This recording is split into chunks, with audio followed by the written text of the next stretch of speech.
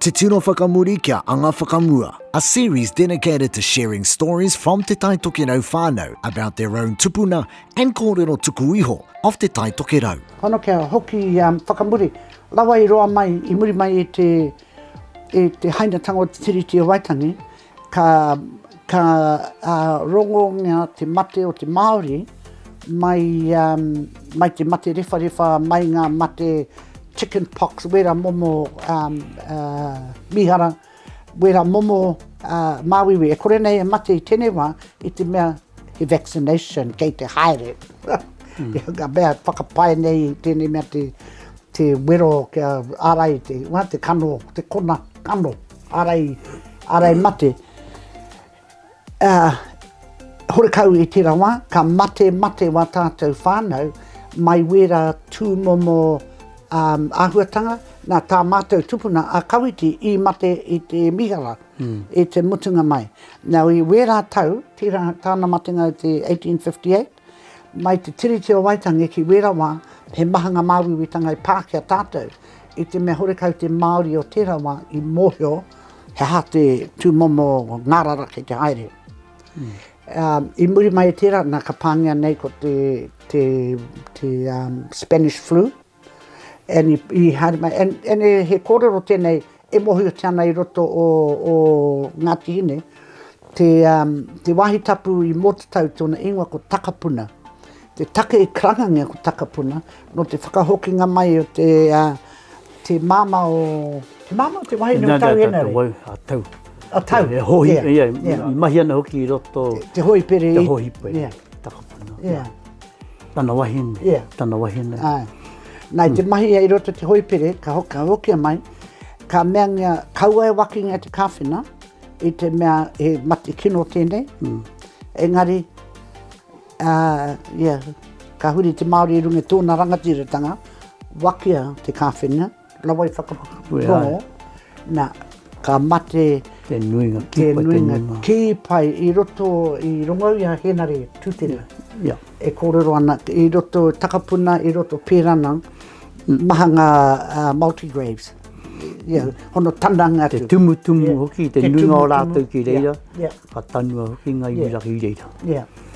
So ka tanu ngia I te mea. Now tērā, te Spanish flu, ka heke te population katoa o Māori ki te whārau mano. Tino tata muru a tātou e tērā urutanga. Tērā ko te flu, muri mai tērā ko te mate kohine, e muri mai tērā ko te rheumatic. E mate taku teina hoki tērā mate. I te rheumatic. And then ka mahinga te vaccine mo te polio, diphtheria, polio and whooping cough. He mea tino raru tērā ki te hunga Māori. And then, marana koe e tātou te kura, rei hare pere. Puta ki waho. Me te mea homangia he pire cod liver oil. Cod liver. Cod liver me te maltexo. E ka mahinga e tātou miraka I te kura. Kia enu miraka, kia orai ngā tamariki Māori. Ka mutu, ngā meanei, ngā vaccination. Ai koe I roto tō raina, kai ngā koe o rongoa, weroa koe, kia kaua koe pāngia te whooping cough, diphtheria and polio. Now polio I anō te tahi I pākinongia ki roto te hunga Māori. Because tērā na pāngia ko tērā, ka haua he ngārara tērā I kai nei o uaua. Nā sau, I ngā titiro koe I roto I ngā kaimātua, ki te koe he nui ngā kaimātua, teki haere ana I te mea kua pākino ngera, parata wai wera mea. Then ko tērā, measles, ka mahinga vaccine mo measles, ka mutu tō tātou mati te mihara. E ne maharana hau iau e tamariki ana, ia mātu te hāwera, he kāinga anō mo te whānau, tūtū ana ngā hati, ko te kaui mua tētahi roto I wera hati, ia ka taria mai ki roto ki ngā kāinga o ngā whānau, ki roto a rato hati, En ka haere ko mātua ngā tamariki. Rawa mātua I kite kore a e te aere de oto. Haere mātua taringa kai. Wahanga te kona. Ma whakātua tēnā. Haere I te tahainga kai. Kua pāke ki waho atu. Engari nā tērā ka pāmai kia Ngāti Hine. Ke pēne hoki ngā hoia I hoki mai I tā wahi.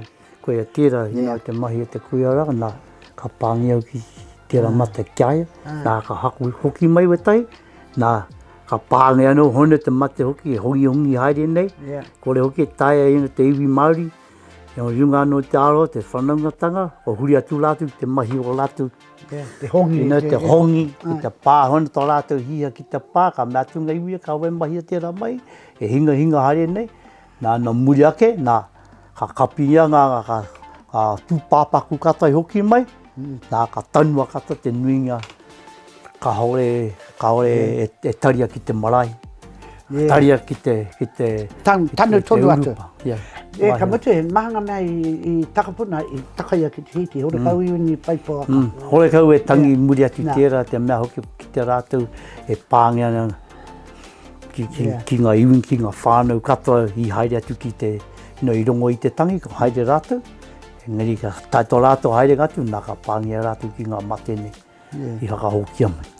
Tei a mawe kororo nei ngā pērana, ko ngā wahi tapu, ko pērana, ko takapuna, ko tumutumu, ko te rua tangata, ko muri haere. Nai, ko ngā wahi tapu wera o roto o te puku, o te ngākau raini o Ngāti Hine. En ko wera wahi tapu katoa, he wahi kāngangana e mangana, kaua I wene hikoi atu ki reira, he wahi tapu rawa atu, kia kaua ai I te kāmataku kei puta mai anō tērā ngarara. Te tino whakamuri kia anga whakamua, learning from the events of the past for the oranga o te taitoke rau.